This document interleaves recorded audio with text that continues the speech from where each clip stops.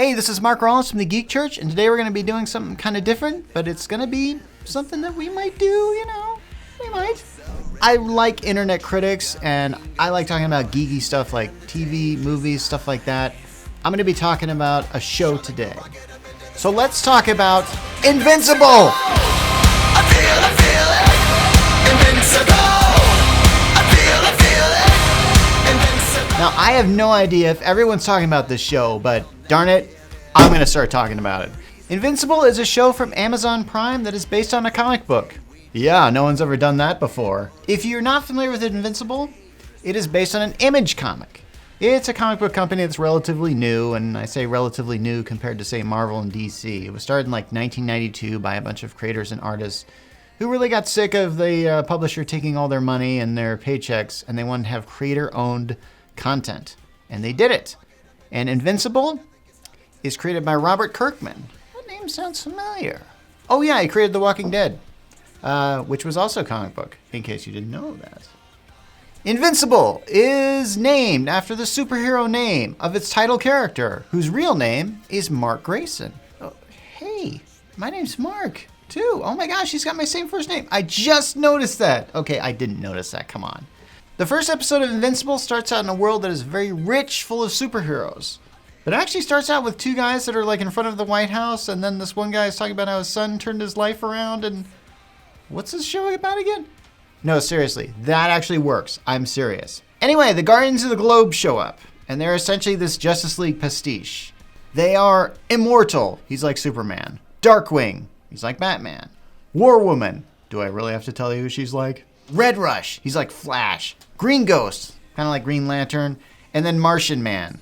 Martian Man? Really? That's what you went with? Okay, well, Martian Man. Okay, if you're doing a pastiche, you got to go all the way, so that's how that works. Okay, so the Guardians of the Globe go against the Mauler twins, and they're invading the White House. So the Guardians of the Globe, they would not have won this battle if it wasn't for Omni-Man. And Omni-Man is apparently not part of this group. We find out that Omni-Man has a son, and this son is Mark Grayson, who is Invincible. And here's the thing about Invincible. You see, the son apparently inherited the powers from the superhero father, which is an interesting twist. I've never really kind of seen that done before. He knew his son was going to inherit his powers, but he also seems surprised that he does. I think he thought maybe he wasn't going to do it at a certain age it happens. I'm not sure, but who knows. Anyway, so that's the basic premise of the show. So think of it as like, I don't know, Superman or some guy with the powers of Superman with the guy who's the same age as, like, I don't know, early Spider-Man. You take Superman and you take Spider-Man and you mix them in a blender and you got Invincible. That's what you got. Okay, that's a very general oversimplification of what it is. It has original elements in it. And let's talk originality. First of all, this is an animated show that is an hour long per episode. And I'm talking a full hour. I have never seen anything like that. Any animated show that is usually on air right now is usually a half hour. Some of them are as low as like 11 minutes long per episode. This is a first, and it's something. The style is more like, say, Justice League. I think it's of the late 90s. The Justice League cartoon came out then. I'm not sure if this is deliberately trying to imitate this style. There's a lot of 3D animation thrown in, but it's very well blended in. I'll give it that. Also, I mentioned that this show is for adults, and I'm going to get into some spoiler territory. The first episode, which I mentioned is an hour long, somehow ends, or at least has certain credits that show up, right before the 10-minute mark ends. So it's weird.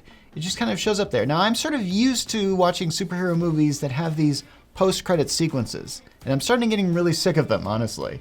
But in this case, right from the get-go, I think they have like 3 credits, and then boom, there's a scene after in the pilot episode where it's a bloodbath.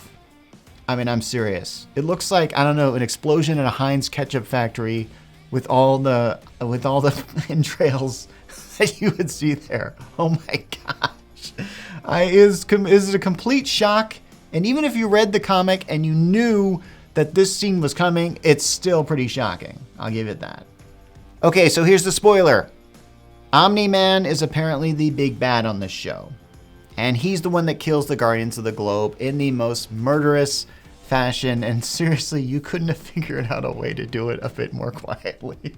Here's the thing. Is the show gratuitous in its violence? I would say no. But I would have to say that there are scenes like, for example, in episode 2, there's a giant alien invasion and the aliens have big ray guns.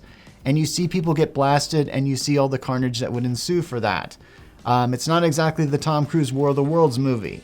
In fact, I think it's a little worse. But hey, this is the show. This is what it's trying to do. Is it still inspirational? Yes, I still have to recommend the show. As I've said, Omni-Man is the big bad. We actually see him, we the audience, see him kill all the Guardians of the Globe. However, Mark Grayson, Invincible, doesn't know this yet. Now, I've watched about up to episode 4, which at the time of this video, that episode premiered last night.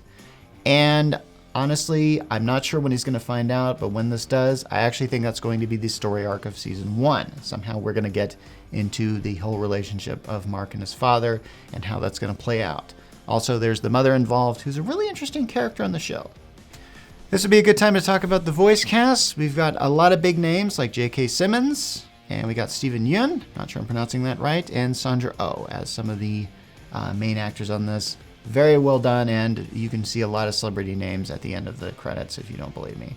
After watching a few episodes of the show, I actually started reading the comic, and while I found that some creative liberties were taken, I found that it is very true to the story.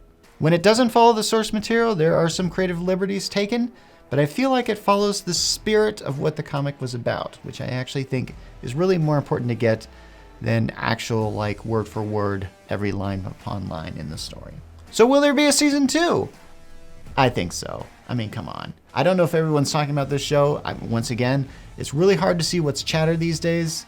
I'd be surprised if nobody is talking about this show, seriously. I will have to say that the comic, I checked this out, it has about 144 issues, so you can do a lot with that.